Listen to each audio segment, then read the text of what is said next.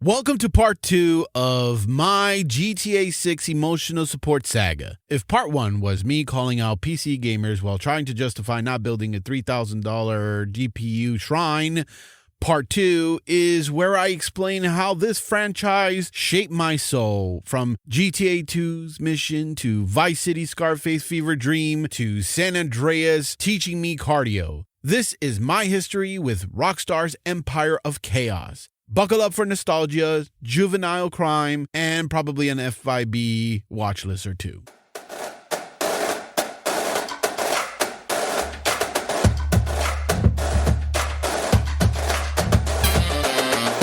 Place, we ain't caring about your feelings, yeah. Anytime, any place, you can feel it here. Steven Daniel out of space, so we clear the air. Any topic and it's safe, so just be prepared. Don't assume, keep it straight, we might keep it fair. Fuck the news, fuck a page, we gon' keep it real. If you tune in, then you sick for real. Fuck a Bluetooth, we took the red pill. Every image in the video, talk about it. Different views on the subject, we must talk about it. At the end of the day, we just talking, homie. Only me in the room, but it's like a party. Introducing Steven Daniel, author, artist, all-around great fucking guy.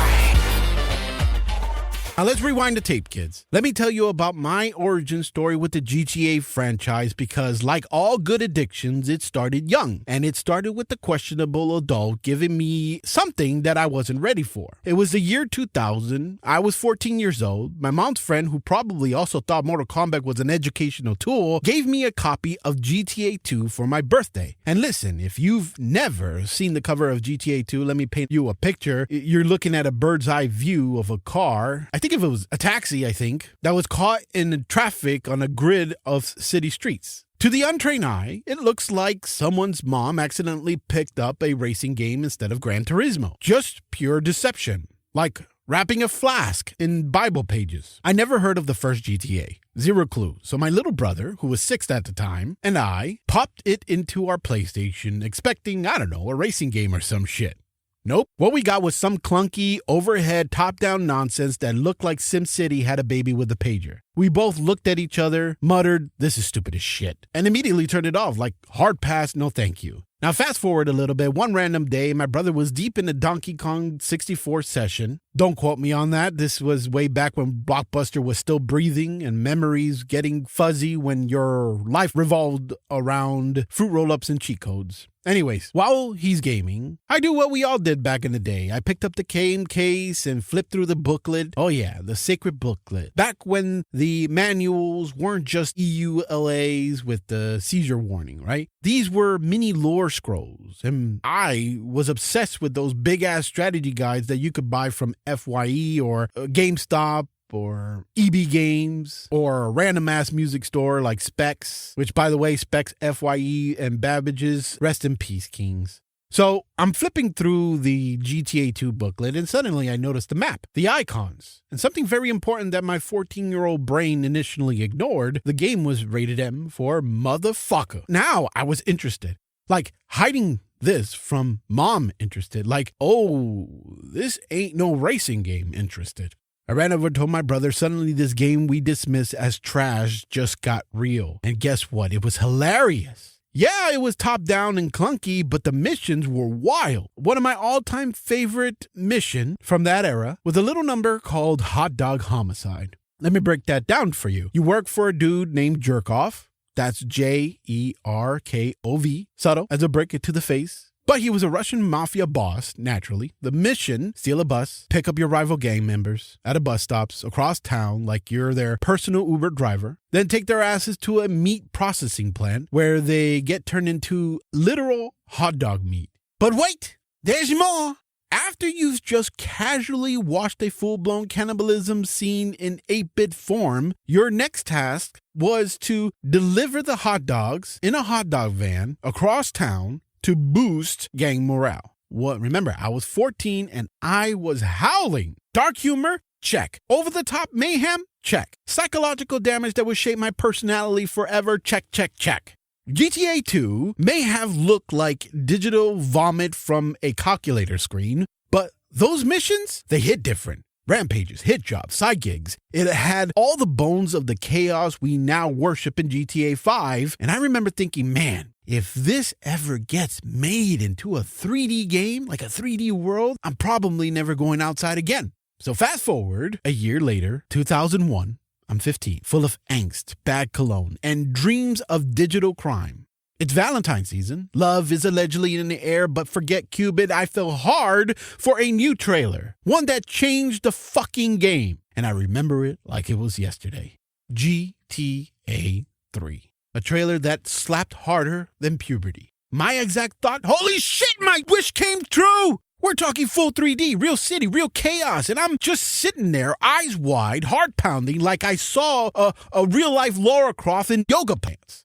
But then September hits, not just any September, 9/11. Yeah, the actual 9/11. Suddenly Rockstar was like, okay, maybe flying planes into buildings isn't the right vibe right now, so GTA gets pushed to October. They scrubbed a bunch of terrorism-related stuff, airplane missions, and anything that screamed too soon.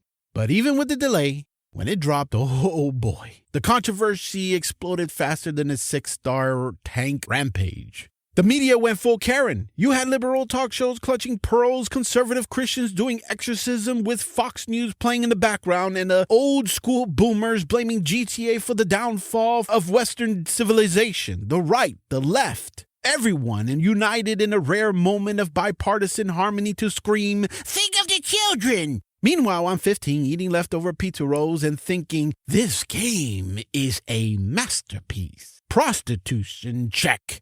Mob shit, check. Graphic crime and morally corrupt sandbox mayhem, yes, please.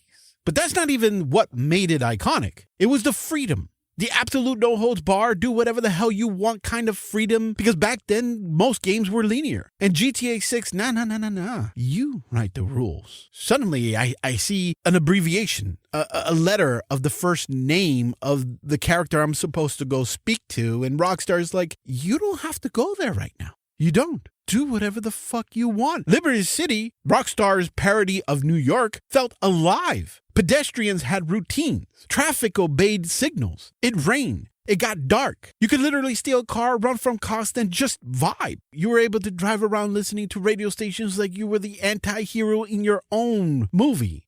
And the radio? It wasn't just background music. It was a whole-ass universe in your ears. Talk shows, fake commercials, and songs that stuck with you longer than most of your relationships. It was storytelling through satire and sound. World building without overwhelming cutscenes. And the story? It didn't hold your hand or spoon-feed you morality. It threw you into betrayal, revenge, corruption, and said, figure it out, asshole. There were side missions that made you feel like a vigilante EMT cab driver hybrid. You did vigilante runs, taxi gigs, paramedic jobs, just pure chaos on your own terms. And guess what? It rewrote the fucking rulebook. After GTA 3, the gaming industry was never the same. Games like Saints Row, Mafia, all drank from the cup Rockstar poured. They proved games could be cinematic, controversial, and wildly successful. Even when banned, protested, and demonized by every out-of-touch adult holding a Bible in one hand and a remote in the other. And the more those adults complained, the more we wanted to play it. Nothing screams, you need to try this, louder than an angry Fox News segment. It got banned from our house. A hard ban, like I will kick your motherfucking ass if I catch you playing this kind of ban. So naturally, my brother and I found a way. We played in secret, always watching each other's backs like we were running a cartel. One played and one watched the hallway like fucking digital smugglers. And you know what? It was glorious. Fast forward again, and now I'm 16. Puberty's barely behind me. I'm still hiding games from my mom. And Rockstar drops a bombshell straight out of zip code near our home. GTA Vice City. Oh yeah, this one hits home, literally. See, I was born and raised in South Florida. Palm trees, pastel buildings, old people driving 15 miles per hour under the limit. It was my turf. So when I saw that this game was set in a neon-drenched, crime-infested, beachside fever dream version of Miami, I was sold before the disc even touched my console. And listen, I was deep in a Scarface phase at that time. Not the casual fan. I'm talking full-blown shrine, posters on the wall, toys on the shelf, DVDs or VHSs of movies stacked higher than Tony's Coke Mountain. I had the original Scarface and the Al Pacino remake. If it said the world is yours, it was mine. So you can imagine the ungodly noise I made when I booted up Vice City and saw it was drenched in Scarface vibes. Enter Tommy Vercetti, voiced by the late, great Ray fucking Liotta. Finally, we had a GTA protagonist who can actually speak and not just grunt or scream like a guy who stubbed his toe on a felony. This wasn't just GTA 3 with the tan. Rockstar leveled it the hell up. They took everything that worked in Liberty City and said, let's make this hotter, louder, faster, and more coked out. First off, the vehicles. Motorcycles? Hell yeah. Scooters? Yes. And I probably ran over people with the Vespa while blasting flock of eagles. Helicopters? Welcome to the sky. A fucking seaplane? Yo, this wasn't a game. This was a digital fever dream on rollerblades. You could jump out of moving cars, James Bond style, right before they exploded. You could run from the cops like you were auditioning for Cops Miami Edition. Combat upgraded. Now we could kick, punch, and melee weapons that makes Jason Voorhees blush. Chainsaws? Absolutely. Katanas? You bet your ass. Because nothing says Scarface energy like you're carving your way through a neon alleyways with a chainsaw. But it wasn't just about the violence. It was about the empire building. You could buy businesses and warehouses, unlocking new missions and earning that sweet, sweet passive income. Ah yes, capitalism, GTA style. And they made it easier to navigate the city. The interactive map wasn't just a glorified menu. It was your key to secrets, stash houses, and side quests you didn't know you needed until a hooker with the mohawk gave you one. Now let's talk about the audio. Vice City's soundtrack was a cultural reset. Multiple radio stations cranking out 80s hits, cheesy DJ banter, and fake commercials that were better than half the real ones on TV. It didn't just set the tone, it transported you. You weren't just playing Vice City, you lived there. And Rockstar didn't just stop at Ray Liotta. They said, let's blow the budget on voice talent. So they brought in Burt Reynolds and Dennis Hopper and more. That voice cast brought the story to life with the same chaotic energy you'd expect from a cocaine-fueled fever dream about betrayal, blood, and becoming a criminal kingpin. And visually, the game had brighter colors, better lighting, detailed textures. This thing didn't just look better than GTA 3, it felt better. The driving was smoother, tighter, and somehow made launching a moped off a roof feel like art. Vice City wasn't just a sequel, it was a revolution wrapped in an Armani suit, blasting Phil Collins while chasing down drug lords with a chainsaw. Now it's time to buckle up again out of places because now we're in 2004. I've graduated high school. I'm 18. I'm technically an adult, but spiritually still fueled by Mountain Dew, Hot Pockets, and the smell of new game manuals. And what drops in our laps that year? Grand Theft Auto's San Andreas. And let me tell you, I was hyped like a cracked out hype man at a Monster rally. This wasn't just a sequel. This was a full-blown leap from, hey, this is fun, to this might be a government simulation. Gone were the days of the single city chaos. Now we had 3 massive, fully developed cities. Los Santos, which is a parody of LA, complete with gang hanging and crooked cops. San Fierro, which is a parody of San Francisco, with steep-ass hills and hipster weirdos. Then they had Las Venturas, which was Vegas, gambling, strippers, and shady desert deals. And between those cities, you had countryside, forests, mountains, deserts. Rockstar said, you want scale, here's an entire state. And the craziest part, no loading screens between cities. Just smooth-ass travel like you were the broke version of James Bond. But wait. Rockstar didn't stop at bigger. They went deeper. They said, let's make this RPG as hell. You had stats now. Stamina, strength, driving, shooting. You could hit the gym and get jacked like you were training for WrestleMania, or eat too many Cluck and Bell meals and roll around like Big Smoke after a cheat day. CJ, the main man, wasn't just a character. He was your creation. Change his hair, ink him up, dress him down, or deck him out. You want a G in khakis and the cornrows, or a ripped baller in a pimp suit? It's your world now. And the vehicles? Oh man, they went feral. Bicycles?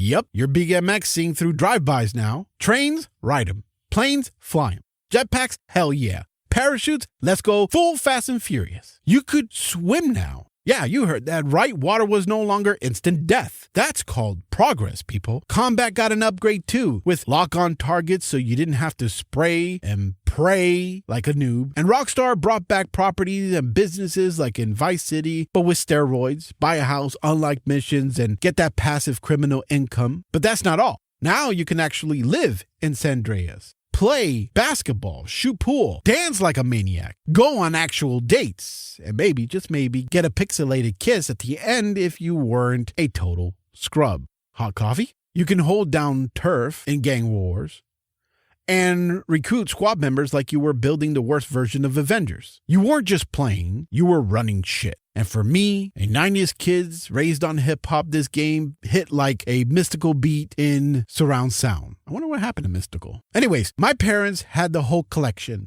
Master P, Big Bun, Tupac, Bone Thugs, you name it. So when I heard some of these beats blasting on Radio Los Santos, I lost my fucking mind. This wasn't just a game. It was a West Coast time machine, dripping with gang culture, corruption, betrayal, and a gritty sense of family loyalty. Straight up inspired by Boys in the Hood, one of my favorite movies, Menace to Society, and a whole golden age of hood cinema. The radio stations, like I said, they were better than before. You had hip-hop, rock, funk, country, talk shows with fake psychologists yelling about aliens and sandwiches. It was all satire, all immersion, and all incredible. And the pedestrians, they didn't just walk around muttering one-liners anymore. They reacted. You flash a gun, they scream. You start a fight, they jump in. Gangs would roam neighborhoods, and if you had enough street cred, you could recruit them to follow you around like a low-res entourage. Rockstar knew. They fucking knew. San Andreas wasn't just a game, it was a genre-defining masterpiece that said, let's see how far open world games can go. And you know what? They didn't just raise the bar, they flew over it with a jetpack. And I loved every damn second of it.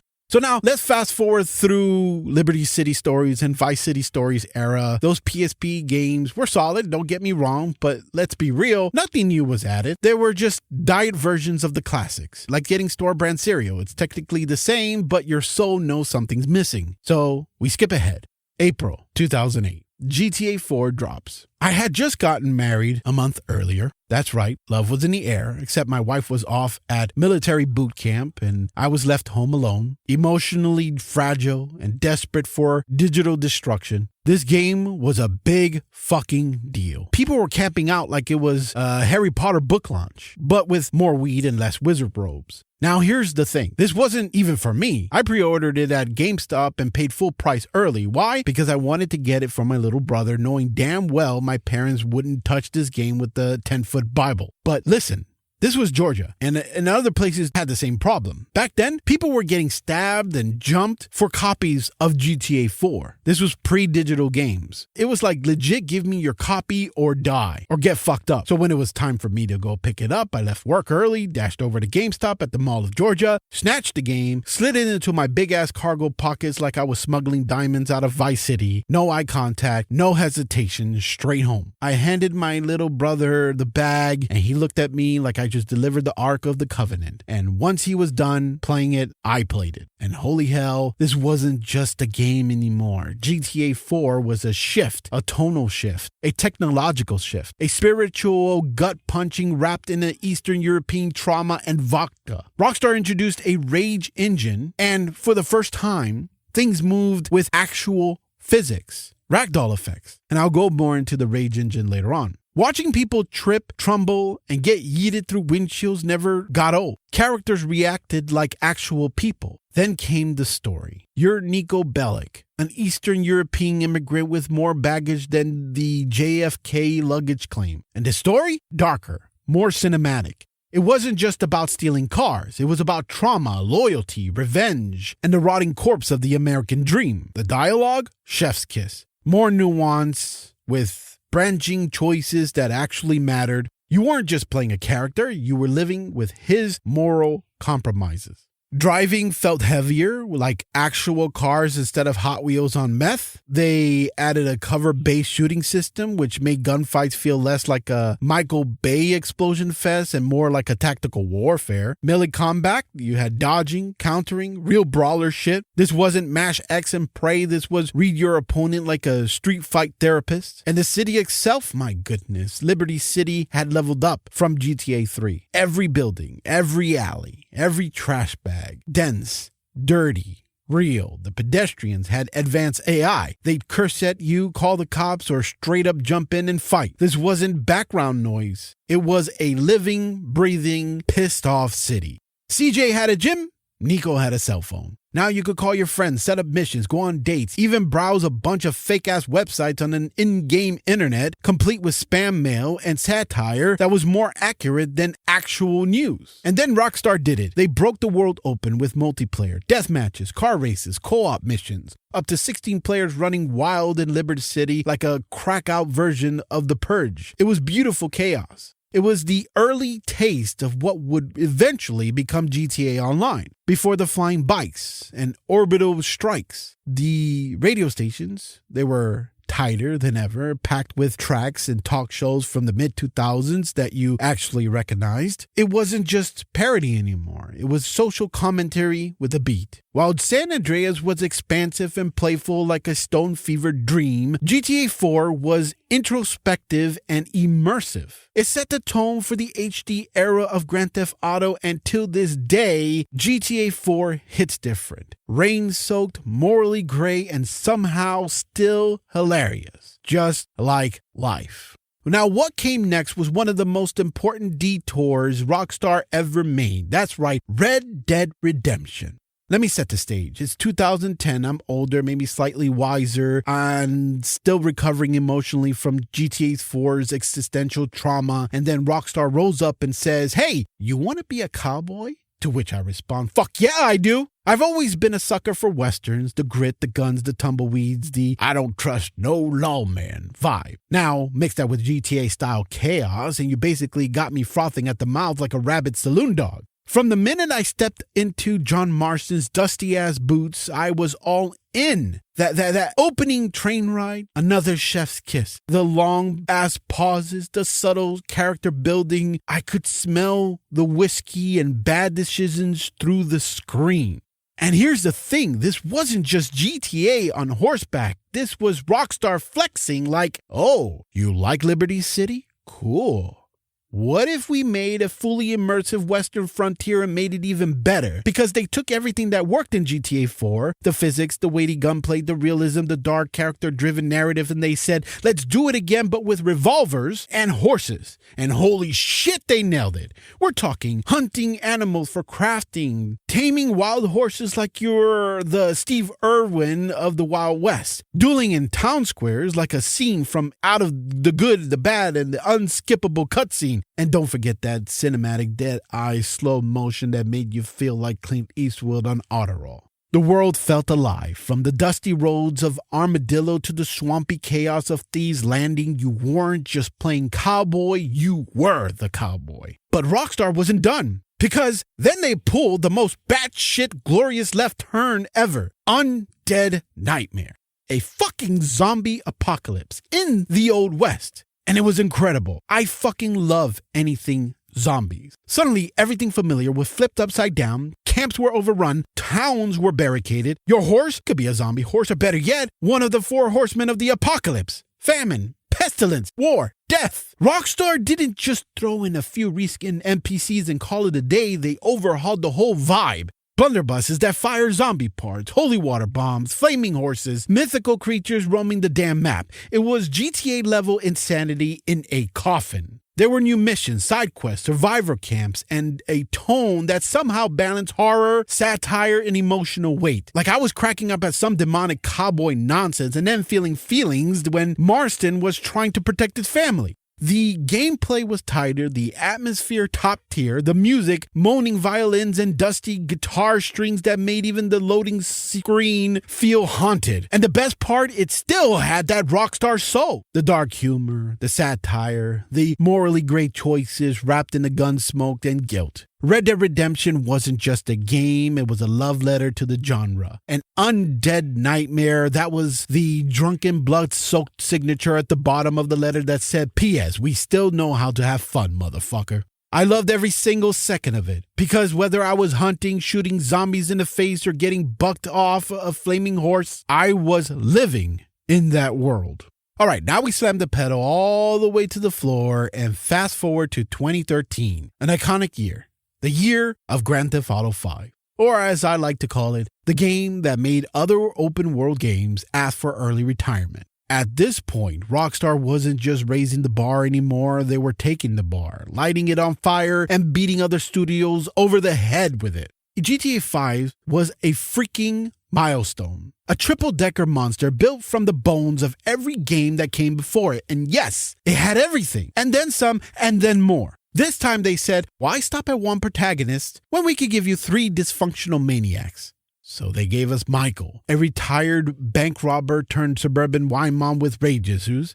Franklin, an ambitious repo man with more brains than his crew deserves. Trevor, a walking meth lab wrapped in PTSD and poor impulse control. Each one had their own story, skills, and special abilities. You could switch between them anytime, even when they're off doing their own chaotic thing. You jump from a shootout in South Central with Franklin straight to Michael screaming at his dysfunctional family, then cut to Trevor, pantless, blackout drunk, throwing up in someone's pool. Iconic. Insane. Missions got wild. You weren't just robbing stores anymore, you were planning heists, coordinated jobs where you played each character at different phases. It felt like Ocean's 11 met Breaking Bad and decided to go skydiving. The map? It was massive. Los Santos was the urban jungle of celebrity, crime, and overpriced yoga retreats. Then you had Blaine County, pure rural madness, mountains, forests, oceans. Underwater exploration was a thing now. Now you could go grab your scuba gear and go find shipwrecks, sunken planes, and your will to live. They added wildlife too. Deer, coyote, sharks, you name it. It wasn't just flavor. It was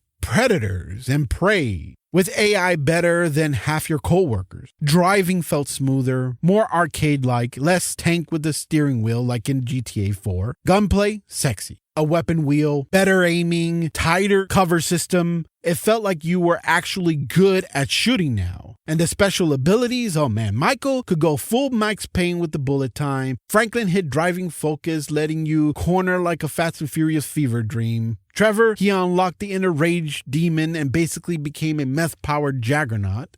Customization, all in. Clothes, hair, tattoos, weapons, cars. You create a version of each character that looked like a fashion disaster or a total badass, or both. Side activities, too many to count. You got tennis, golf, yoga, triathlons. Yeah, Rockstar had the audacity to let you do yoga in between drive-bys. The smartphone, it was your mission hub, your browser, your selfie stick, your gateway to internet hell, fake websites, emails, messages. You could waste hours just scrolling like you're in a digital purgatory of memes and crime. Then there were the dynamic events, robberies, police chases, hitchhikers. You never knew if helping would earn you cash or get you shot in the back. That's the GTA promise. The radio stations, still elite. Licensed music, ridiculous ads, talk shows dripping in satire. My favorite? Hands down, Chakra Attack. Because nothing says spiritual enlightenment like a guy yelling about energy while you're mowing down pedestrians in a stolen SUV. But wait, then came GTA Online. And oh man, this changed everything. It launched shortly after the main game and quickly became a criminal empire simulator for the deranged and the ambitious. You could create your own character. You could buy penthouses, nightclubs, drug labs, run heists with friends or random sociopath with anime avatars. But you could build an empire. You could blow billions on cars, jets, weapons, then get blown up by a flying bike 3 seconds later. And Rockstar, they didn't let up. Constant updates, new modes, new vehicles, alien invasions, yacht parties, assassination missions, stunt races, flying fucking cars. It evolved into a whole alternate reality where capitalism and chaos had a baby and named it Los Santos. The cutscenes, they were Hollywood quality. The voice acting, award-worthy. The tone, a perfect blend of dark satire and absolute bedlam. 1 minute, you're pondering the broken American dream. Next minute, you're skydiving out of a blimp while yelling profanities at a 14-year-old from Finland. GTA was a culmination, a greatest hits album of everything Rockstar had ever learned, and a blueprint for the next generation of open world insanity. And guess what? It's still getting updates. 12 fucking years later, other games drop DLC, GTA drops a whole new lifestyles. When you think about the open world dominance, there's before GTA 5 and then there's after, period. So after GTA 5 swallowed my life like a black hole made of stolen Lambos and bad decisions, Rockstar pulled the most glorious pivot in modern gaming history. They went from private jets and drug lords to horses, whiskey, and tuberculosis. Red Dead Redemption 2. A game so cinematic, so brutally immersive, it made me want to grow a beard, abandon modern life, and start calling people partner. Now, I had already been baptized in the gospel of the first Red Dead. Red Dead Redemption 1 was an emotional gut punch. John Marston's story, just a game plot, it was a fucking tragedy dressed in spurs and honor. That game laid the emotional foundation for every Rockstar title that came after. So by the time Red Dead 2 came around, I was already hooked like an outlaw on moonshine. But Rockstar didn't just make a sequel, they rewrote the fucking genre again. They gave us a living ecosystem. I'm talking animals chasing rabbits, wolves hunting deer, NPCs farming, sleeping, fighting, gossiping, and literally remembering your face if you robbed their store 3 weeks ago. The weather wasn't just decoration, it affected gameplay, movement, and mood. And the world detail? Geez, mud clung to your boots, snow crunched underfoot, water reacted like it went to acting school. It wasn't just a world, it was a damn character. You could greet, antagonize, or rob nearly every single person. You could defuse a situation or light a fuse and watch it explode. Arthur Morgan's story? One of the most emotional, complex, soul-destroying, Oscar-worthy arcs I've ever played. From loyal enforcer to a man trying to find meaning in a crumbling gang and a failing body, his journey is legendary. And speaking of the gang, the Vanderlyn crew, they weren't just NPCs, they were a dysfunctional family. Camp life wasn't a feature, it was living, breathing slice of humanity. You laughed with them, drank with them, buried some of them. Oh, and let's not forget, horse bonding, hell yeah, that steed was your soulmate. Weapons maintenance, gritty realism that made every shootout feel earned. Survival systems, you had to eat, drink, shave, dress for the damn weather. Euphoria physics engine came back with more nuance than a Scorsese film. Then you had the music, haunting and reactive, the sound design, rustling leaves, thunder rolling, gunshots echoing off canyon walls. Even the stranger missions were better than some AAA games' main quests. And the secrets? UFO, serial killers, pagan rituals. It was like The Witcher took peyote and moved to Texas. Red Dead Redemption 2 wasn't just a game. It was an epic, a masterpiece. It was a Western opera about loss and legacy. And now, we wait. May 26, 2006, if it all goes according to plan. The Promised Land. The day the beast returns. GTA 6. Rockstar isn't just giving us a sequel. They're delivering a revolution. We've got dual protagonists this time, and finally, a female lead paired with her partner in crime, Jason, in a Bonnie and Clyde style narrative of love, crime, and probably a couple of thousand felonies. Now listen, over the years, I've watched people get hyped for seeing old GTA cities getting modern makeovers, Liberty City this, San Fierro that, even talk about bringing Las Venturas, and that's all cool, right? Would love those cities reimagined, but deep down inside, I was like, please, can we finally update my home? Can we take Vice City and upgrade it like Liberty City had, like Los Santos had? Please give me Miami, give me Vice City, please do something. I want it bigger, I want it better, more than just a cocaine party, because I saw what they did for GTA 5 and I saw what RDR 2 was like, and I wanted Vice City to be updated like that. I wanted something. Then the 2022 leaks happened. And I realized they're not just giving me Vice City. They're giving me my whole fucking state. Not just the flashy parts, not just the postcards, but the full Florida experience. Chaotic, weird, beautiful, sunburned glory and all. And let me tell you something right now. When I eventually cover the map, I'm going to go all in on my life in Florida, the memories, the highways, the reasons I almost got a heat stroke. But for now, all you need to know is this. I've been all over that state. Like I said, I was born and raised in Miami. I've lived in Key West for 4 years, which, let's be real, should absolutely be part of the Leonida Keys. I lived in Broward County, Dade County, vacationed everywhere. Orlando was basically my second home. I've been there so many times that I should get a Magic Kingdom loyalty card. From Jacksonville to the Keys on the East Coast and Clearwater to Sanibel Island on the West Coast, I've touched most of the sand, felt all the heat, and driven damn near every back road. I've been on US 27, driving past that sugar town, Clewiston, that I know is a real-life town that inspired Ambrosia in GTA 6. So when I say I'm about to break this game down, I mean I'm about to go full local tour guide with felony tendencies. Phew! That was like therapy if therapy included chainsaws and BMX drive-bys. My love for GTA is officially generational trauma with the radio station. But next up, we're getting nerdy, like a lab coat, monocle. I read patents for fun, nerdy. In part 3, we dig into the actual patents, not all of them, that Rockstar filed, and I explain why they made me scream like a man who just saw inoperable buildings and fluid simulations. Stick around, it gets weird and wet in a non-creepy, next-gen graphics kind of way.